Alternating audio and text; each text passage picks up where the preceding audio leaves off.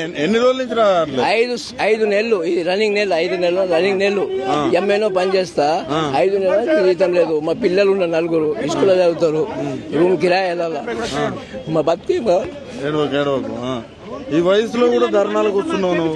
కొట్టాలంటే అందరు union president చెప్పిండు రమ్మని అందరికి. బాకీలు తీసుకొని వచ్చినాం, పైసలు లేకుండా బండి కిరాయి లేకుండా ట్రైన్ తోనే వచ్చినాం. 15 మంది వచ్చినాం, 15 మంది ఒట్టు. జీతాలు లేకపోతే ఎట్లా గడుస్తుంది? గడుస్తున్నా ఏం చేస్తాం, ఆడ బాకీలు చేసి గడుపుతాం. బాకీలు వాళ్ళ కదా, రూమ్ ఖాళీ చేయమని చెప్తున్నారు. ఎట్లా ఖాళీ చేస్తారు? ఏం చెప్తుంది గవర్నమెంట్ అసలు మీ పట్ల?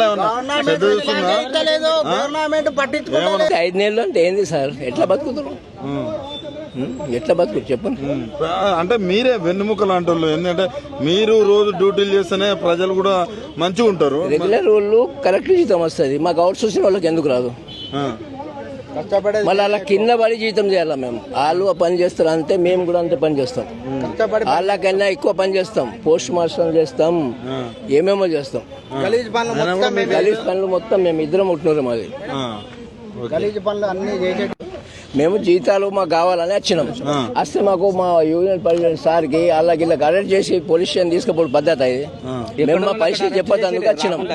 మాకు జీతాలు కావాలా, మాకు ఎంత వస్తే అంత జీతం ఇవ్వండి, మాకు ఎక్కువ ఇస్తే ఎప్పుడు దేవుడు ఎప్పుడు ఇస్తే అప్పుడు కనుక్కుంటారు, కానీ మాకు అచ్చడి జీతం ఇవ్వండి అని వస్తే అరెస్ట్ చేసి తీసుకుపోతున్నారు. మేము ఏమైనా లొల్లి చేస్తున్నామా? గవర్నమెంట్కి ఏమైనా కొడుతున్నామా? అడిగేది మా జీతమే పెంచుతాని 2 సంవత్సరాలు.